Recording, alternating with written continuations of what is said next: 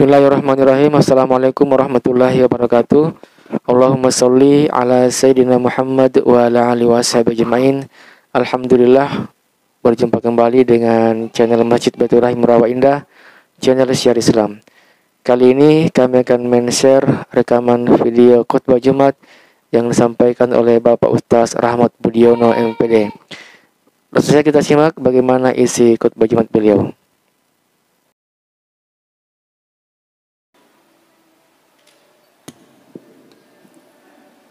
Assalamualaikum warahmatullahi wabarakatuh.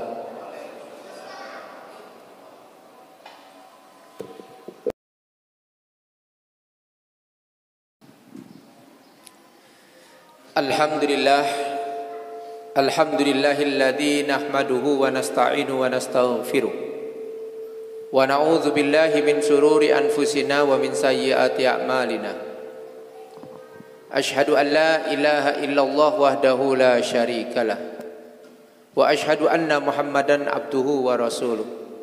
Allahumma salli ala Muhammad wa ala alihi wa ashabihi wa barik wa sallim ajmain, amma ba'du.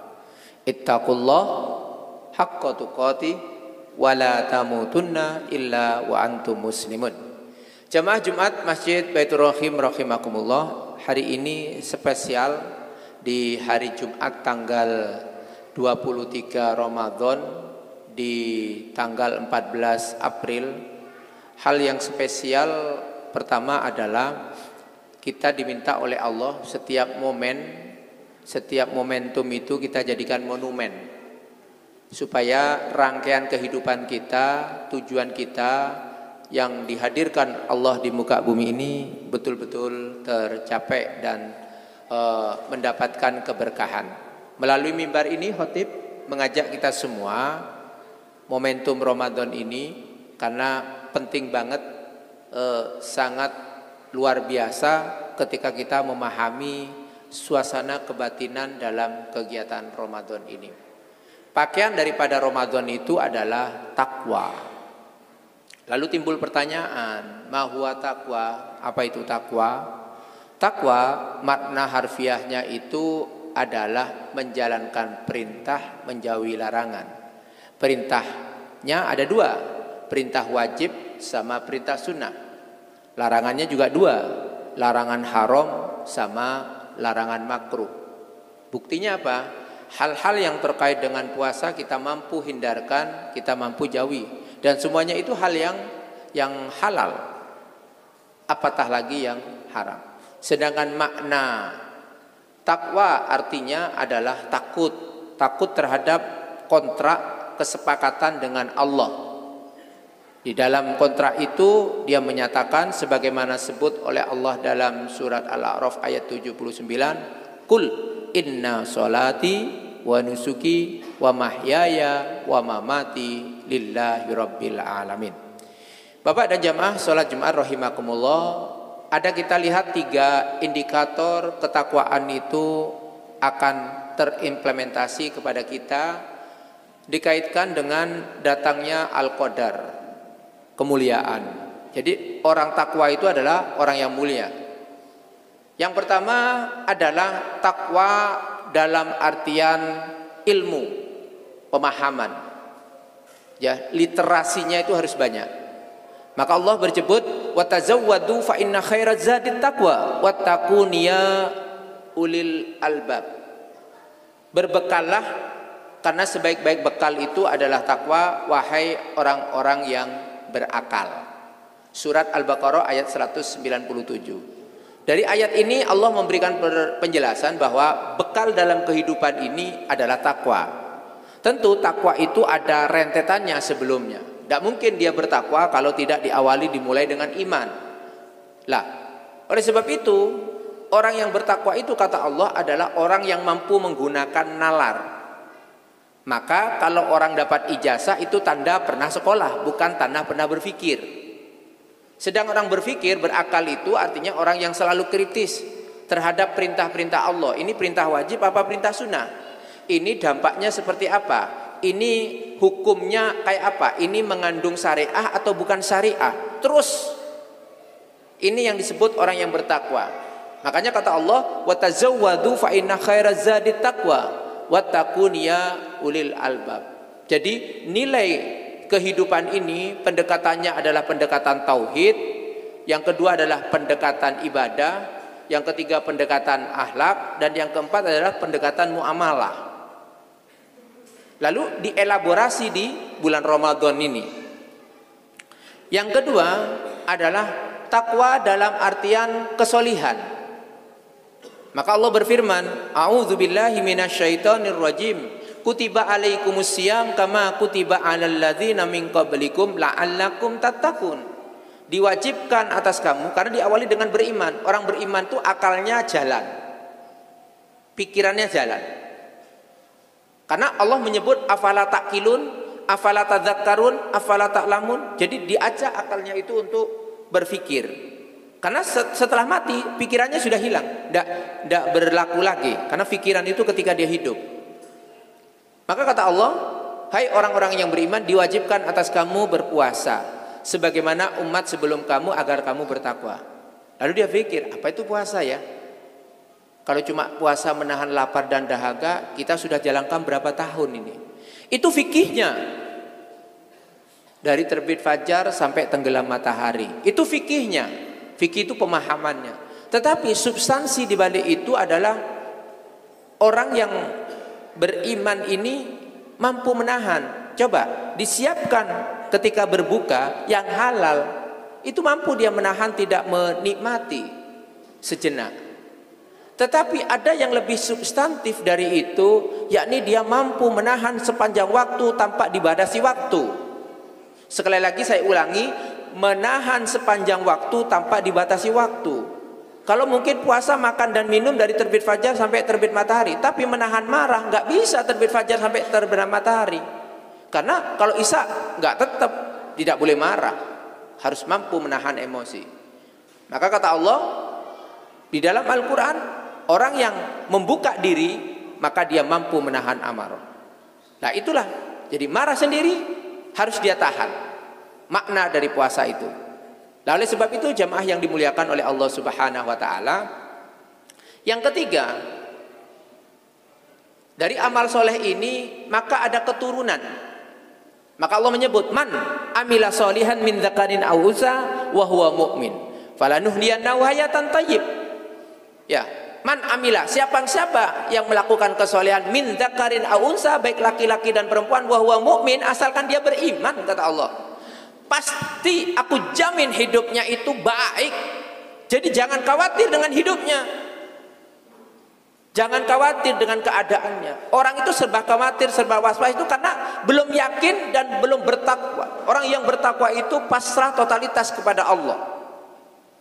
Maka supaya dia bisa mampu menetapkan keyakinannya tadi, maka yang keempat adalah sebagaimana yang disebut oleh Allah dalam surat ke-49 ayat 13, ya ayyuhan nas inna khalaqnakum min dzakari wa untha wa ja'alnakum syu'uban wa qabaila lita'arafu inna akramakum indallahi atqakum innallaha alimun khabir. Sesungguhnya orang yang paling mulia di sisi Allah adalah orang bertakwa.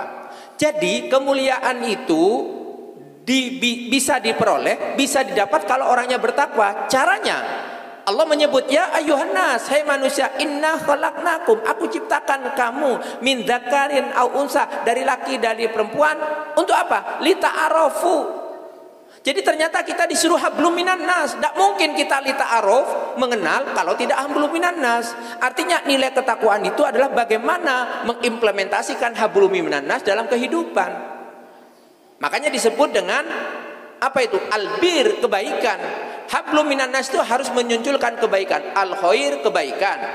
Al-ihsan, kebaikan. Tetapi puncak kebaikan itu adalah albir. Laisal birra an tuwallu wujuhakum qiblal masyriqi wal maghrib. Bukan dikatakan baik hanya sekedar menghadapkan wajah ke arah barat dan timur, maksudnya sujud ke arah barat itu waktu itu ke Masjidil Aqsa, ya, lalu ke arah timur itu maksudnya adalah ke Masjidil Haram.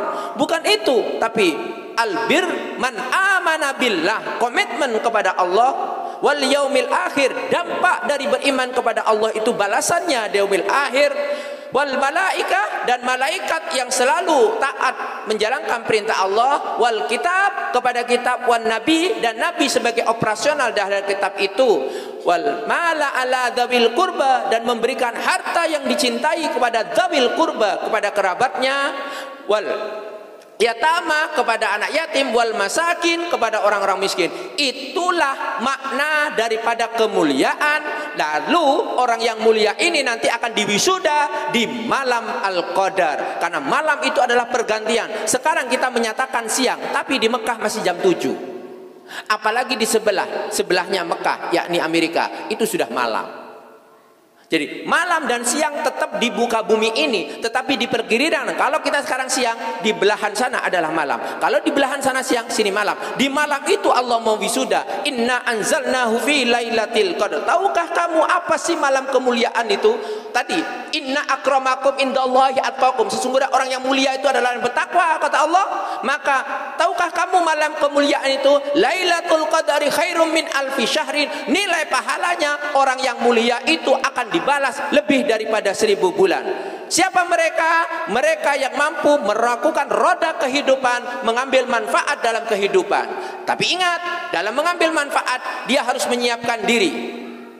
Kita lihat saudara-saudara kita di Mekah, di Madinah, itu 3 bulan sebelum hari raya Ramadan, itu sudah ngapling tempat untuk berbuka puasa, baik yang di luar maupun yang di dalam. Dan itu digelar baik berbuka maupun sahur. Sekali lagi, baik berbuka maupun sahur. Dan sana tidak ada pengumuman. Karena untuk mengajak orang itu kita siapkan, kita fasilitasi. Jangan sampai mengajak kita tidak fasilitasi. Coba di sini insya Allah memfasilitasi yang namanya berbuka, tapi tidak diumumkan, langsung dikasih tahu lewat surat, Pak, bagiannya berbuka hari Senin ya, Pak, hari Rabu ya, Pak, hari Kamis ya. Terus langsung diberitahu. Yang sekarang terjadi itu adalah diberitahu tapi tidak difasilitasi. Apa itu? Yakni ketika dini hari kira-kira jam 3, jam 4 sahur, diajak sahur tapi tidak difasilitasi. Fasilitasi. Kalau tidak sanggup memfasilitasi, ya jangan ngajak sahur. Siapkan, diumumkan sahur, silahkan sahur di rumah masing-masing. Ketika diumumkan, itu berarti undangan. Setiap pengumuman itu adalah berarti undangan. Bapak dan Ibu yang dimuliakan dan dirahmati oleh Allah Subhanahu wa taala, maka hablum minasnya jalan. Maka kata Allah disebutkan di dalam surat Al-Qadar itu, inna anzalnahu fi lailatul qadar. Lailatul qadari khairum min alfi syahrin tanazzalul malaika. Malaikat turun. Waruhu fiha, dipimpin ar-ruh malaikat Jibril. Salamun, memberikan nilai keselamatan. Salamun hiya hatta matla'il fajr, sampai fajar. Artinya mulai dari malam itu maghrib sampai terbit fajar, itu adalah proses persiapan diberikan wisuda. Kapan kata Allah? Ya, kapan kata Rasulullah? Yakni ketika malam ganjil. Rasulullah menyebutkan di momentumnya apa? Turunnya Al-Quran. Syahrul Ramadan alladzi unzila fihil Quran hudan linnasi wa bayyinatin minal huda wal furqan. Al-Quran itu dioperasionalkan, diimplementasikan. Mudah-mudahan nilai ketakwaan dilihat dari sudut pandang 3 hal ini, yakni takwa dalam artian menggunakan akal, nalar untuk melakukan amal soleh. Yang kedua, kesolehan itu adalah operasional. Dan yang ketiga, untuk mengoperasionalkan itu adalah hablum minan nas. Barakallahu li wa lakum fil Qur'anil azim wa taqabbala minni wa minkum tilawatahu innahu wal ghafurur rahim. Rabbi warham wa anta khairur rahimin.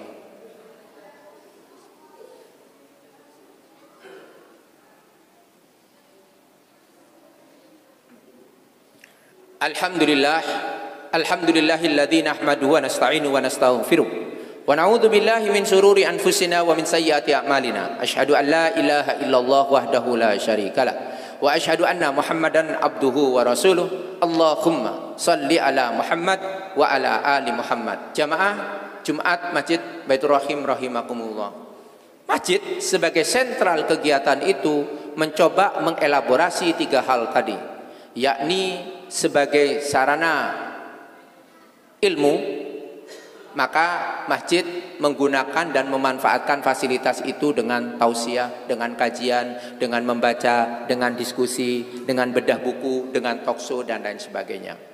Yang kedua, masjid sebagai melakukan amal soleh. Melalui masjid ini dilakukan pengumpulan zakat, namanya Baitul Mal, karena masjid itu fungsinya adalah Baitullah, Baitul Mal, terus Baitul Tarbiyah, terus Baitul Siasa, terus kegiatan Baitul Muamalah.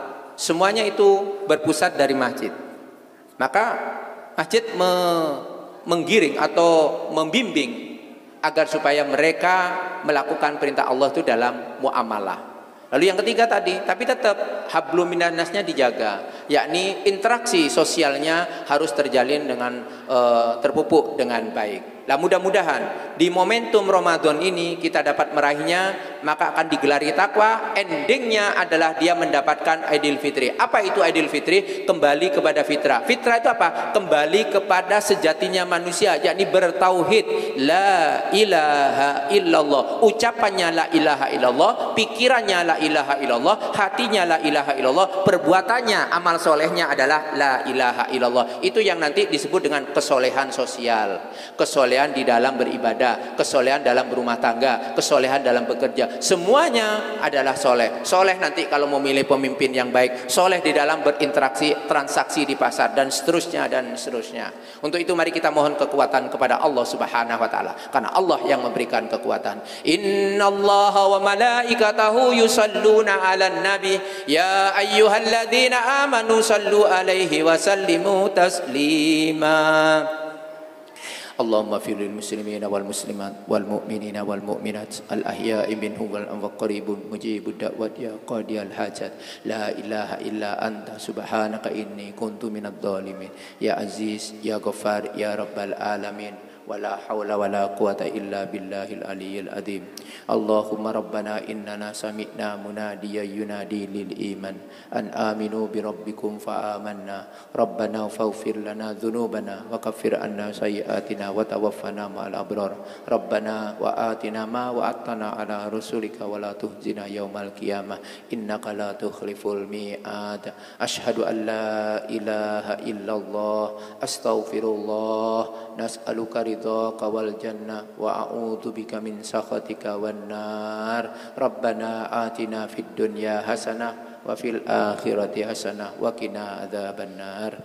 Ibadallah, innallaha ya'muru bil adli wal ihsan wa ita'i dzil qurba wa yanhanil fahsya'i wal munkari wal baghi ya'idzukum la'allakum tadhakkarun wa la dzikrullahu akbar wallahu ya'lamu ma tasnaun. Aqimis shalah.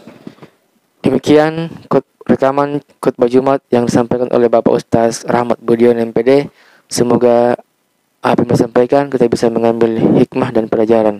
Demikian dari kami, jangan lupa like, share, dan subscribe. Wassalamualaikum warahmatullahi wabarakatuh.